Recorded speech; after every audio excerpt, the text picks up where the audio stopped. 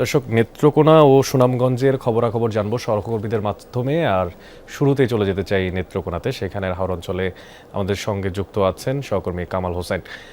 কামাল, বৃষ্টির পরিস্থিতি কেমন জানতে চাই আপনার মাধ্যমে, এবং পানি বেড়েছে তথ্য পেয়েছি, আসলে কতটা পানি বেড়েছে? অনেক। নেত্রকোনার গত ২৬ তারিখ থেকে কিন্তু টানা বৃষ্টি হচ্ছে এবং মুষলধারে বৃষ্টি হচ্ছে। নেত্রকোনার অংশ নদীর পানি বিপদসীমার ৮২ সেন্টিমিটার উপর দিয়ে প্রবাহিত হচ্ছে। সবকটা হাওর এবং ফসলি জমিতে পানি প্রবেশ করেছে। আমি খোঁজ নিয়েছি, খালিয়াজুড়ি উপজেলার হাওরগুলোতে ১৩৪টি হাওরে কিন্তু পানি তলিয়ে গেছে। যদিও এখন পর্যন্ত ফসল রক্ষা বাঁধের কোনো বাঁধ বা কোনো অংশ ভাঙেনি, তবু বৃষ্টির পানিতে তলিয়ে গেছে ফসল। এছাড়া কলমাকান্দা, বারহাট্টা, মদন মোহনগঞ্জ সহ প্রত্যেকটা হাওর অঞ্চলের যে জলাবদ্ধতা শুরু হয়েছে এবং ফসলি জমি অতি বড় ফসল কিন্তু তলিয়ে গেছে। যে ধানগুলো কিছু কিছু কাটা হয়েছিল সেগুলো কিন্তু নষ্ট হচ্ছে। আমি স্থানীয় প্রশাসনের এবং কৃষি বিভাগের সাথে কথা বলেছি, তারা জানিয়েছেন যে নেত্রকোনার হাওর অঞ্চলে প্রায় ৫৪ ভাগ ধান এরই মধ্যে কাটা হয়েছে। যদিও ধানগুলো যেগুলো কাটা হয়েছে সেগুলো নষ্ট হচ্ছে, কারণ হাওর অঞ্চলে যে খলা বা যেখানে ধানগুলো সংরক্ষণ করা হয় সেই জায়গাগুলোতেও কিন্তু পানি উঠে গেছে এবং এই পানিটা ক্রমেই বাড়ছে। কোনো অবস্থাতেই বৃষ্টি থামছে না এবং মনে হচ্ছে যে আবহাওয়ার যে পরিস্থিতি আরো অবনতি হবে। স্থানীয় প্রশাসন এবং যারা আছে তারা সতর্ক অবস্থায় রয়েছে। যদিও এই পানি তলিয়ে গেলেও ফসলগুলো কৃষকরা কিন্তু বজ্রপাতের ভয়ে মাঠে নামছেন না। অনেক।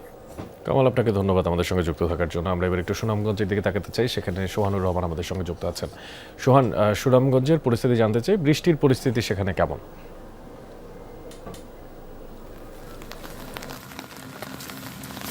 অনেক। সুনামগঞ্জের অবস্থা যদি বলি, সুনামগঞ্জের যে হাওর অঞ্চলের অবস্থা আছে সেটা দিনে দিনে ক্রমশই খারাপের দিকে যাচ্ছে। এখন পর্যন্ত মাত্র অর্ধেক ধান কাটা হয়েছে বড় মৌসুমের। সুনামগঞ্জে প্রায় ২,২৩,০০০ হেক্টর জমি আবাদ হয়েছে, এর মধ্যে ১ লক্ষ সামান্য কিছুটা জমি কাটা হয়েছে। বাকি অর্ধেক জমি কিন্তু এখনো পড়ে আছে সোনালী ধান যেগুলো আছে সেগুলো নিয়ে।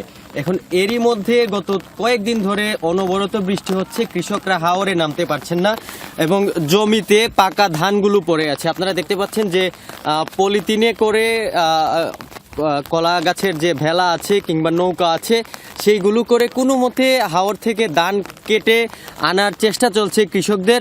আমি যদি একটু আপনাদেরকে দেখাই যে এখনও কিন্তু পানির নিমজ্জিত অবস্থায় পড়ে আছে সোনালী ধানগুলো, আপনারা নিশ্চয়ই দেখতে পাচ্ছেন। তো এই অবস্থা সুনামগঞ্জের প্রতিটি হাওরে হাওরে যারা কষ্ট করে দুর্ভোগ করে জলের সাথে সংগ্রাম করে ধান কাটতে পারছেন তারাও কিন্তু খুব একটা স্বস্তিতে নেই।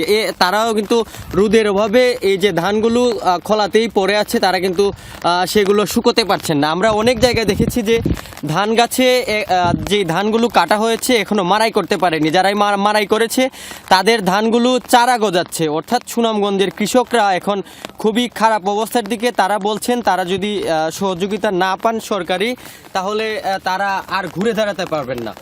অনেক। সোহান, আপনার মাধ্যমে জানছিলাম বিস্তারিত তথ্যপাত্র। ধন্যবাদ আপনাকে আমাদের সাথে যুক্ত থাকার জন্য।